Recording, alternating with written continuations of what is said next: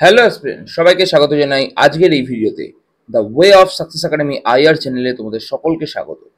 আমরা এই চ্যানেলে কিন্তু বিভিন্ন জিও পলিটিক্যাল নিউজ, বিভিন্ন ইকোনমিক্যাল নিউজ এগুলো নিয়ে আলোচনা করে থাকি। যদি সেগুলো ভালো লাগে তোমাদের, অবশ্যই কিন্তু চ্যানেলের সঙ্গে জুড়ে থেকো। আজকে আমাদের আলোচ্য বিষয় fall of US's foreign policy. সত্যি কি ইউএস এর ফরেন পলিসি ফল হতে চলেছে বা ভেঙে পড়তে চলেছে? সেগুলো নিয়ে তো সম্পূর্ণ আলোচনা করবই। তার সঙ্গে আমরা দেখব কি কি কারণে এই জিনিসগুলো ঘটছে এবং সারা বিশ্বব্যাপী বলা ভালো ভারতের ওপরেও বা কি ইম্প্যাক্টের আসছে। চলো ধীরে ধীরে আলোচনার পর্যায়ে আমরা শুরু করি। ফার্স্টেই আমরা একটা পেপার কাট আউট তোমাদেরকে শো করছি, যেখানে ডেকান হেরাল্ড বলে যে নিউজ পেপারটা রয়েছে সেখান থেকে একটা নিউজ এসেছে যে horrific terror attack on our capital, Israel on Jerusalem shooting. ঠিক আছে, জেরুজালেম বলে যে শহরটা রয়েছে ইসরায়েলের যে ক্যাপিটাল, সেখানে কিন্তু একটা টেরর অ্যাটাক রিসেন্টলি হয়ে গেছে এবং সেই টেরর অ্যাটাকে কিন্তু কিছুজন মানুষের প্রাণও গেছে। আর ঠিক এই ঘটনারই পরে আমরা যদি লক্ষ্য করি তাহলে আমরা দেখতে পাবো যে ইসরায়েল মিলিটারি যারা রয়েছে তারা বলেছে যে it attacked Hamas leaders in Qatar Doha. মানে কাতার বলে যে দেশটা রয়েছে সেখানকার যে দোহা ক্যাপিটাল, সেখানেও কিন্তু ইসরায়েলের মিলিটারি অ্যাটাকও করে দিয়েছে। তাহলে পরপর দুটো ঘটনা, একটা দিকে ইসরায়েলের ওপরে টেররিস্ট অ্যাটাক হলো, আর একদিকে গেলে আমরা দেখতে পাচ্ছি কাতারের ওপরে ইসরায়েল মিলিটারি অ্যাটাক করলো। আচ্ছা, আমি পরপর দুটো ঘটনা কেন বললাম? চলো পরপর কেন বললাম সেটা আমি ধীরে ধীরে আলোচনা করছি। সবার প্রথমেই আমরা বলতে হবে যে এই যে চারটে দেশ হচ্ছে I2U2 member, India, Israel, USA এবং ইউনাইটেড আরব এমিরেটস। ঠিক আছে, এই চারটে মেম্বার, দেখো মিডল ইস্টের মধ্যে কিছু দেশ রয়েছে এবং ইন্ডিয়া এবং ইউএসএ রয়েছে, এবং এই চারটে দেশ মানে I2U2 মেম্বার হওয়ায় এদের মেন কারণ কি ছিল? Economic progression. এবং সেক্ষেত্রে একটা গুরুত্বপূর্ণ ভূমিকা পালন করেছিল কে? IMEC। এবং এই IMEC তে আমরা দেখতে পাচ্ছি ইন্ডিয়া থেকে শুরু করে আপ টু ইউরোপ অব্দি পুরোপুরি কিন্তু করিডর তৈরি হচ্ছিল, এবং তার যে যাতায়াতের পথটা এখানে যে ম্যাপে যেরকম ভাবে আমরা ডিরেক্ট করেছি সেরকম ভাবেই তৈরি হয়েছিল। এবার ঘটনা হলো, যদি আজকে ইসরায়েল কোনোভাবে মিডল ইস্টের সমস্ত কান্ট্রির সঙ্গে যুদ্ধে জড়িয়ে পড়ে, বা মিডল ইস্টের কান্ট্রি কোনোভাবে ইসরায়েলের সঙ্গে যুদ্ধে জড়িয়ে পড়ে, তাহলে এই ইকোনমিক্যাল প্রোগ্রেশন যেটা হওয়ার ছিল সেটা কিন্তু আর হবে না। এবার আমরা আরো কিছু পেপার কাট আউট তোমাদেরকে শো করব। সেখানে বলছে ইন্ডিয়া ইসরায়েল টাইজ হয়েছে। ঠিক আছে, ইন্ডিয়া এবং ইসরায়েলের মধ্যে একটা ব্যবসায়িক চুক্তি স্বাক্ষরিত হয়েছে। বলছে বাইল্যাটারাল ইনভেস্টমেন্ট ট্রিটি যেটা হয়েছে সেটা কিন্তু সিল হয়েছে। স্টেপ করা হয়েছে কি towards deeper economic and strategic relation. এটা হয়েছে কার? ইন্ডিয়া এবং ইসরায়েলের মধ্যে।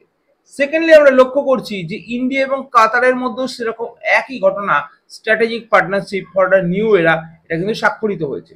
তাহলে ভাবো দুটো দেশই কিন্তু ইন্ডিয়ার বন্ধু, ইন্ডিয়ার মিত্র দেশ, দুটো দেশই কিন্তু স্ট্র্যাটেজিক যে পার্টনারশিপ সেটা স্বাক্ষরিত হয়েছে। এইবার ঘটনা আসছে, তাহলে ইন্ডিয়া কাকে সাপোর্ট করবে? একটা দেশ আর একটা দেশের বিরুদ্ধে কিন্তু মোটামুটি মিলিটারি অ্যাটাক এটা কিন্তু শুরু হয়েছে। এইবার কিছু কিছু জিনিস আমাদেরকে মনে রাখতে হবে। এর কিছুদিন আগেই ঘটনা হয়েছে যে ডোনাল্ড ট্রাম্প মিডল ইস্টে, মানে কাতারেই মেনলি সে কিন্তু ভিজিট করেছিল।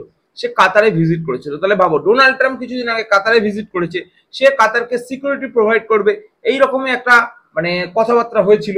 এবং তারপরে ইসরায়েল হচ্ছে বলা হয় যে ইউএস এর অনেকটা কাছের দেশ। ঠিক আছে, সেই ইসরায়েল দেশ আবার অ্যাটাক করে দিয়েছে কাতারের উপরে। তাহলে কাতার আর কি বিশ্বাস করতে পারবে ইউএসএ কে?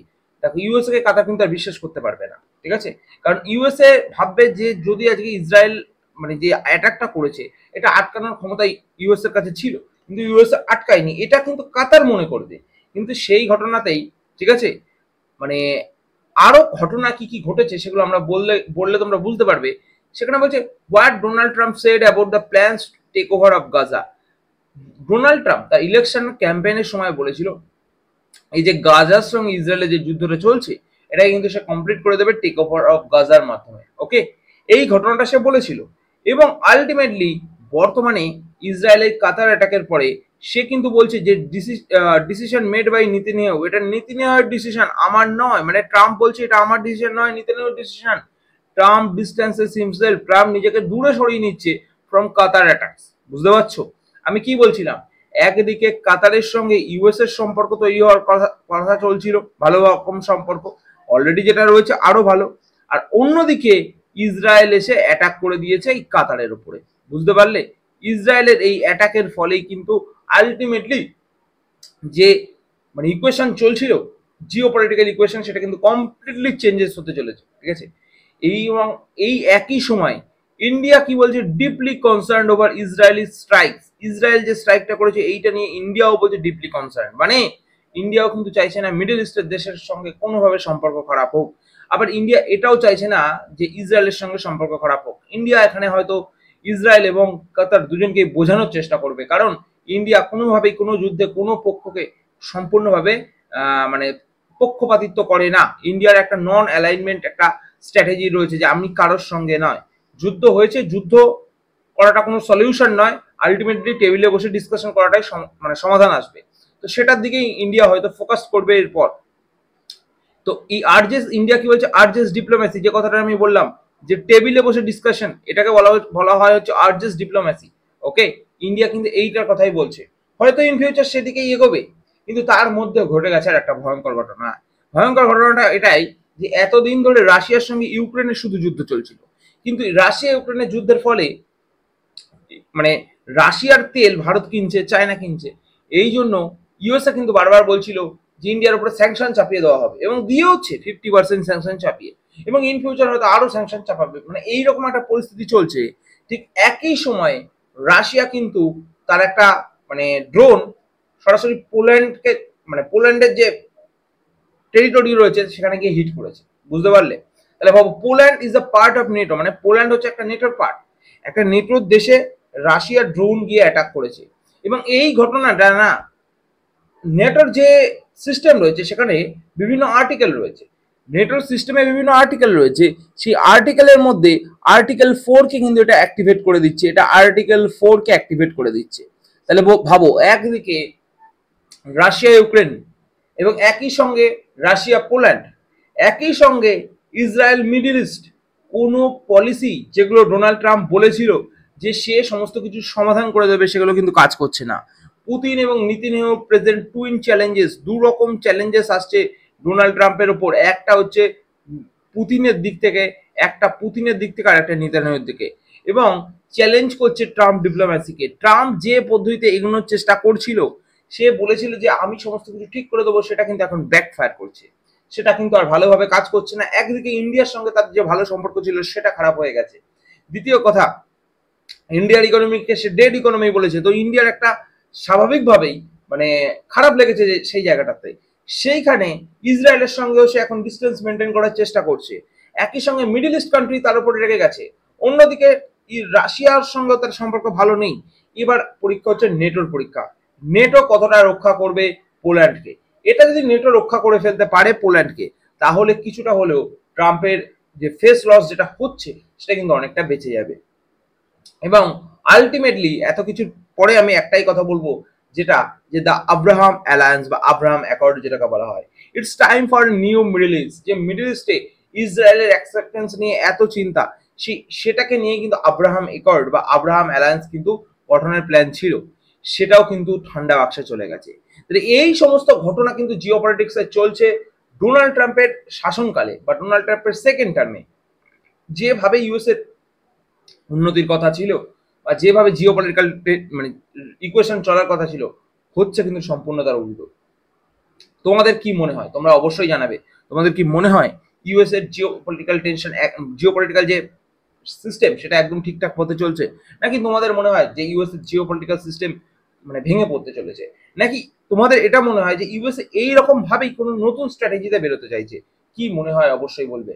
আমরা তোকে ভবিষ্যৎ দেখতে পাচ্ছি না, বাট আমরা বর্তমানের রেসপেক্টে যেটুকু মনে হচ্ছে সেটুকুই তোমাদের সঙ্গে শেয়ার করছি বা ডিসকাস করছি। যদি ভালো লাগে অবশ্যই চ্যানেলটাকে লাইক, শেয়ার এবং সাবস্ক্রাইব করো। আমরা মাঝে মাঝেই কিন্তু সপ্তাহে 2 থেকে 3টে করে জিও পলিটিক্যাল নিউজের উপর ভিডিও তোমাদের জন্য নিয়ে আসি। আমরা চেষ্টা করি সহজ বাংলা ভাষায় জিও পলিটিক্যাল টেনশনকে বা জিও পলিটিক্যাল ইকুয়েশনকে একদম ভালোভাবে তোমাদেরকে বুঝিয়ে দিতে। আর সর্বোপরি তোমাদেরকে একটা কথাই বলে রাখি, আমরা কিন্তু এই সমস্ত কিছুর পাশাপাশি যে সরকারি চাকরির পরীক্ষা সেগুলোর জন্য পড়িয়ে থাকি। নিচে স্ক্রল হওয়া একটা নাম্বার তোমরা দেখতে পাচ্ছ, আমরা কোন কোন চাকরির জন্য পড়াই সেটাও তোমরা দেখতে পাচ্ছ। যদি তুমি বা তোমার ফ্যামিলির কেউ বা তোমার পরিবারের কেউ বা তোমার এরিয়ার কেউ সরকারি চাকরির জন্য প্রিপারেশন নিতে চাও, অবশ্যই the Way of Success Academy চ্যানেলে একবার ভিজিট করতে বলো। যদি ভালো লাগে তারপরেই কিন্তু অ্যাডমিশনের চিন্তা ভাবনা করো। আমরা স্বল্প মূল্যে পশ্চিমবঙ্গের বিভিন্ন জায়গায় সরকারি চাকরি এডুকেশনকে ছড়িয়ে দিতে চাইছি। আজ এই অবধি ভিডিওটা শেষ করছি। পরবর্তী দিন তোমাদের সঙ্গে আবার দেখা হবে অন্য ভিডিওতে। ততক্ষণ বিভিন্ন the way of success academic চ্যানেলের ভিডিও দেখে নিজেকে আপডেটেড রাখো এবং পরবর্তী ভিডিওর জন্য কি ভিডিও আসছে সেটা জানতে হলে এই চ্যানেলটাকে সাবস্ক্রাইব করে রাখো। থ্যাংক ইউ আজ এই অবধি ভিডিওটা দেখার জন্য।